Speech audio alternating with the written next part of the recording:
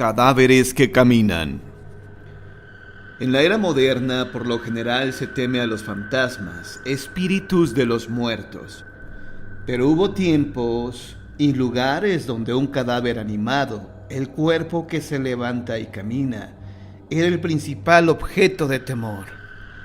Una crónica inglesa del siglo XII, escrita por un autor conocido como William de Networth, contiene varios relatos denominados del extraordinario suceso cuando un muerto salió de su tumba. Este es uno de los relatos.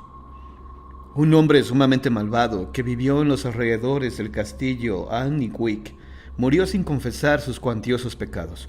Sin embargo, se le dio sepultura cristiana, la cual, anota William, no se merecía y no le sirvió de nada. Este mal hombre no pudo ser mantenido en su tumba por el poder de Satán en las horas de la noche. Podía levantarse de su sepulcro y vagar por las calles, merodear alrededor de las casas mientras los perros aullaban y ladraban toda la noche. La gente tenía miedo de salir a la calle por la noche porque el que se encontrara con la criatura sobrenatural era atacado y golpeado por ella. Peor aún, el cuerpo caminante comenzaba a descomponerse. El aire hedía cuando el fétido y podrido cuerpo pasaba, por lo que estalló una plaga y casi no hubo una casa que no estuviera de duelo. Finalmente, dos hermanos cuyo padre pereció por la plaga discurrieron un intrépido plan. Sacarían el cuerpo y lo quemarían. Esto requería mucho valor, pues el cuerpo podía moverse y no sabían lo que sería capaz de hacer. Además, exhumar un cuerpo, aún para una causa obviamente buena, era un acto muy pecaminoso, pero de todas formas lo hicieron. Y mientras pensaban que tendrían que cavar más profundo, de pronto dieron con el cuerpo, cubierto por una delgada capa de tierra. Estaba hinchado y apretujado, con una corpulencia aterradora, y su cara estaba inflada y encarnada, con enormes mejillas rojas, y el sudario estaba desgarrado. Uno de los jóvenes traspasó el cuerpo con una pala. De inmediato brotó un chorro de tibia sangre roja, por lo que se dieron cuenta que se habían alimentado de la sangre de muchos pobres. Quemaron el cuerpo y la plaga terminó. Como el aire contaminado fuera limpiado por el fuego que devoró al ser infernal que había infectado la atmósfera. Este relato se acerca a lo que ahora consideramos como vampirismo. Sin embargo, en el siglo XII la palabra vampiro era desconocida en Inglaterra. El vampirismo llegó a Inglaterra de Europa Central, pero se fundió con los viejos relatos de cadáveres que caminan, que ya eran bien conocidos. William tiene varios relatos de muertos que caminan, que cuenta con un aire de absoluta sinceridad. Sin embargo, algunos de sus relatos son tan extravagantes que es lógico sospechar que está repitiendo un relato exagerado y lo sabe. En una de sus narraciones, un monje persigue con una pala por un castillo desierto a un muerto que camina. El muerto escapa brincando al foso. En Rusia surgieron muchos relatos de muertos que caminan. La afamada ocultista Elena Petrovna Blavatsky contó el relato de un viejo y malvado gobernante ruso que se casó con una joven contra su voluntad. Él estaba loco de celos, y cuando estaba muriendo le advirtió que si se casaba de nuevo, él regresaría de su tumba para atormentarla. Pero ella era una mujer todavía joven y el deseo superó al miedo, por lo que después de unos meses anunció su voluntad de casarse con el hombre que amaba desde antes de ser obligada a casarse con el viejo gobernante. Esa misma noche se vio un carruaje salir retumbando del cementerio donde estaba sepultado el cuerpo del gobernante. Se aproximó a la residencia donde vivía su viuda, y al hacerlo, todos en la casa fueron agobiados por una sensación de letargo y se durmieron. El cadáver del gobernante bajó del carruaje, subió al cuarto ocupado por su viuda y procedió a golpearla y pellizcarla hasta dejarla llena de moretones. Este mismo tratamiento fue repetido cada noche durante varias semanas hasta que la pobre mujer estaba casi muerta. Ni los soldados ni la intervención de un sacerdote pudieron detener el carruaje del gobernante muerto. Los que trataban de impedir su paso eran derribados por una fuerza invisible. Finalmente, las autoridades civiles y religiosas acordaron exhumar el cuerpo del gobernante y quemarlo. Solo entonces acabó el tormento de la viuda. Un cadáver que camina de este tipo, que se levanta de la tumba por su propia maldad, no debe confundirse con un zombi, que es un cuerpo reanimado por medio de la magia.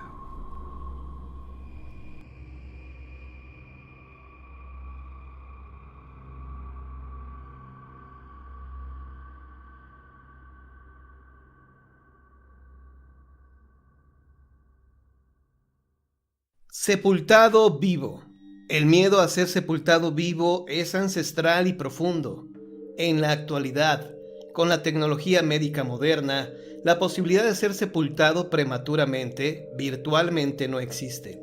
Pero en siglos pasados, aunque remota, existía la posibilidad de caer en un estado de inconsciencia parecida a la muerte y ser sepultado o colocado en una cripta, solo para revivir cuando ya era demasiado tarde. Esto era posible en especial en los tiempos de epidemias, cuando el diagnóstico tenía que ser apresurado y la sepultura inmediata. Este temor provocaba pesadillas a muchos escritores, en particular a Edgar Allan Poe, quien nunca escribió un relato de fantasmas, pero sí varios sobre el tema de ser sepultado vivo. El doctor Franz Hartmann, médico y ocultista de fines del siglo XIX, calculaba que solo en Alemania se efectuaban miles de sepelios prematuros. Pensaba que esto podría haber originado la leyenda de los vampiros, pues cuando se exhumaban ciertos ataúdes, el cadáver presentaba señales de haber sido movido. Más que indicar que el cadáver podía ser de un muerto viviente, Hartmann declaró que era más probable que se tratara de una víctima de un sepelio prematuro. El movimiento era indicio de la angustiosa lucha de la persona para salir del ataúd. Las conclusiones de Hartmann parecen estar basadas más en una especulación imaginativa que en alguna clave de investigación seria. Sin embargo, es un reflejo más del temor a ser sepultado vivo que una vez fue compartido por tantas personas. Algunos empresarios sacaron provecho del temor de la gente vendiendo ataúdes que daban a la persona sepultada en vida, un medio de hacer saber a los del exterior que el sepelio se había efectuado demasiado pronto. Un modelo contenía una campana que podía ser tocada desde el interior. Otro estaba equipado con una especie de periscopio. No hay ningún caso auténtico de que alguno de estos ataúdes haya sido usado con éxito por alguien que haya sido sepultado vivo. Se podría concluir que el temor a ser sepultado vivo era exagerado e irracional. Sin embargo, se refleja en registros de anécdotas que eran, y todavía son, relatadas y creídas extensamente. Uno de estos relatos típicos es el de una mujer que cayó postrada por la fiebre tifoidea. Su estado con rapidez se agravó tanto que los médicos estaban seguros de que moriría y mandaron llamar a sus familiares. Sin embargo, su hermano mayor, que era su pariente más cercano, estaba fuera en viaje de negocios cuando tuvo noticia de la enfermedad de su hermana. Regresó tan pronto como pudo, pero cuando llegó le informaron que su hermana había fallecido y el sepelio se había efectuado unas horas antes de su llegada. El doliente hermano se dirigió a toda prisa al cementerio, donde encontró a los sepultureros echando la última palada de tierra sobre la tumba de su hermana. Le suplicó que sacaran el ataúd y lo abrieran para que pudiera ver por última vez a su querida hermana, pero ellos se negaron. Él continuó rogando y suplicando a gritos, y pronto se reunió una multitud. Muchos de los observadores estaban profundamente conmovidos por la pena del hombre. Finalmente, 2 hombres dijeron que ellos abrirían la tumba para que el hermano cumpliera su deseo. Como la tierra todavía estaba floja, la excavación fue rápida, y en media hora el ataúd estaba fuera y lo abrieron. El entristecido sujeto miró lo que supuso era el cadáver de su hermana. Una de las personas en la multitud creyó ver que el cadáver se movía. Algunos otros también advirtieron un ligero movimiento. y pronto se levantó un murmullo entre los observadores.